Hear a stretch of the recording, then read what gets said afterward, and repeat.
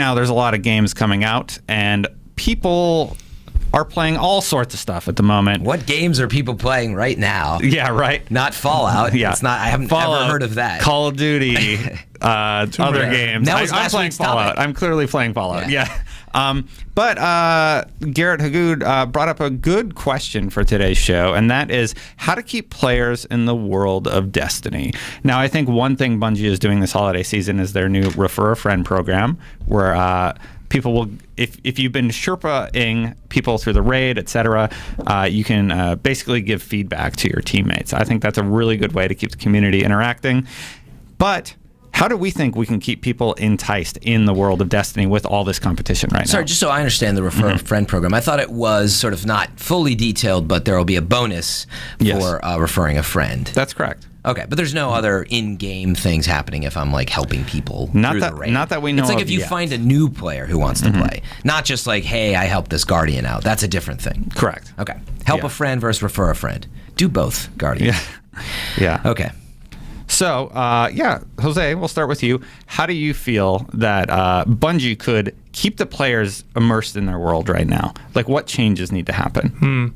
Well, I mean, I definitely want to take a second to applaud how the Taken King rolled out. And I do think that at the end of the day, there you go. No, you do it for real. It's an animation. No, I think the rollout plan was really smart. I mean, the base game came out, then the raid came out, then Banner and Trials came out, then Hard Raid came out.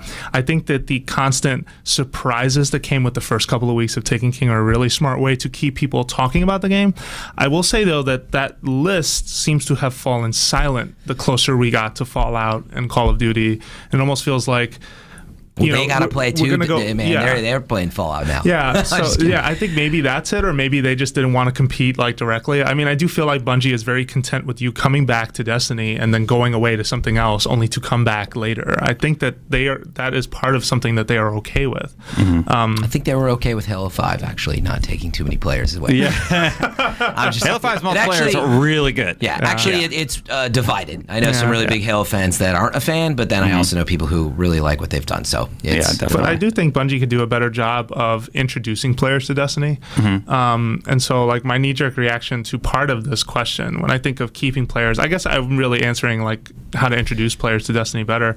I think the base game should be free to play. I think a portion of the base game should be free to play. Moving into this, second and a half year. Yeah, that might be good timing. The only bad thing though is that the base game is not good.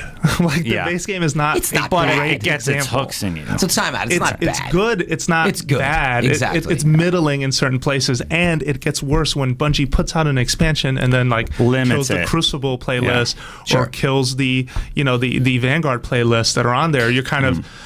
I get the tease. I get how that's supposed to work, and I think that Guardians are within levels where that's okay, but we see it as kind of a limitation. So I think to add to this free-to-play model, why not do what maybe what WoW was doing at one point, where like you refer a friend and they get a preview of the Taken King as part of it, right? Or maybe like the first you're done with the base game, like a beta experience almost, where they're like, you have this for 48 hours or whatever it is. I have two friends who I'm dying to get to play Destiny, and every day I turn to them. Well, not every day, but every other day I turn to them on IM and go, "Hey, you gonna get Taken King?" And they're like, "No."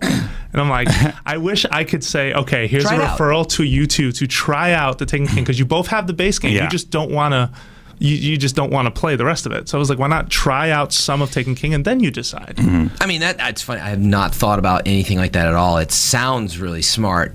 I wonder if it's just really complicated, though, right? Because the ideas behind share play on PlayStation are kind of there, which is like, if you could only just play this game through your friend's access or whatever it is. But it doesn't work out that great. But meaning, you'd think a lot of games would do this. Like, download it, try it. Some of them do have, the demo. And they did that for Destiny for a while. Yeah, the demo. But but what I'm leaning towards is it is an interesting thought for this game, which is very persistent. Why can't you just like?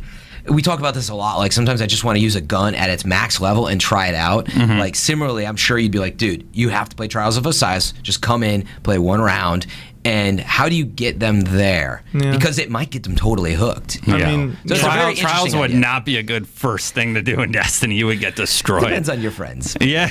Depends on how much carrying your friends But I actually think that's a really interesting idea. It feels very like complex. I just feel like more people would do that if they could. But probably the development versus the risk versus reward there. Like you might get a lot of people wanting to abuse the demo, because that happens too. I've certainly played demos where I'm like, yeah, I got enough out of it. And to your point, and I think that's what you're saying, the beginning of the game, not the right demo. How do you like let them just play like one of the parts of the raid? Maybe, you know, what if you could somehow segment these? Yeah, what about that? Demos within that are just a small experience that you each hop into. That's a really interesting idea. If I was working on Oryx and like I got him like halfway down, then it's like it fades to black and it's like, you want to finish the fight? No, you gotta pay $3.99 to continue. That might be bad. So it's really interesting, but there's other factors here too, right? Remember that's the microtransactions Liguri with his agenda. No. Yeah. Remember how much you've learned about Destiny that is mechanical now, and we've talked about going between games and how it is with Destiny for us now. It's like you can pick up and play. Jumping into Halo, I kept double tapping to jump and holding Y. Let me just finish that point, which is don't forget how much you would have to explain to somebody, like, what is the menu? What is this? The games are built in a way that it teaches you a lot in the first 5-6 hours. Yeah, and there are plenty of Sherpas out there, but you need to know a Sherpa to have a Sherpa, or you need to know people who play or be able to meet people who play.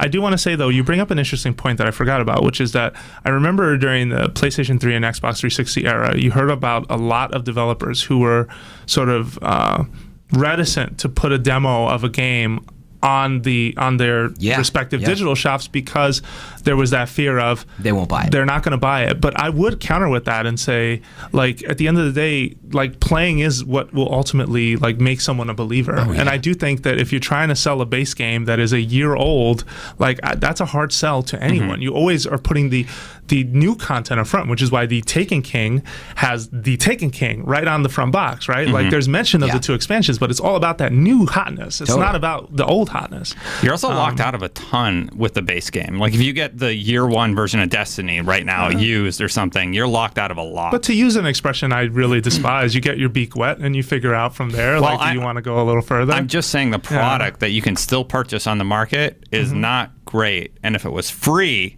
then that'd be awesome. You know? Right. So whatever it is, I think there's a slice or a segment or even a big full version that just you only get so far, and just let them do it and change it to that model. It's really interesting.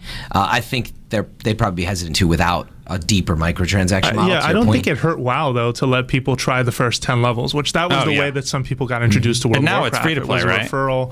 Part of it. I don't want to. I haven't kept up with my WoW games, so I definitely don't want to commit to something there. But I do think that Destiny is this game that has these long legs that they're promising like potentially up to 10 years of stuff happening within Destiny. Let's just say. I mean, that's not. No, I think this is a they've made. Very smart point. I've never even thought about it, because it's not really.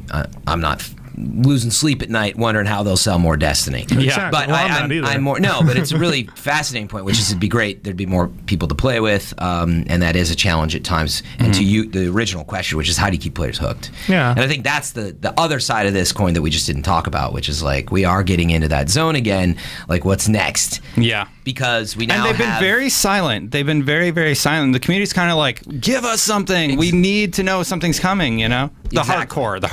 So there's some things coming. And I'm going to give Destin a great segue here that he's going to love. But we've got the gunsmith updates, obviously with the weapon parts that are coming in the November update. They're talking about the November update, but they're not super significant. We want the Nightfall to be improved, but even that is still like we need a DLC pack at this point. I keep talking about. I think PSX could be a place. I hope. I don't know, but they really need to announce something, even if it's next February. Like throw us a bone because we're really wondering at this point. But Iron Banner is coming back for the next round here, and so that's probably something we want to talk about, right, Destin? Yeah.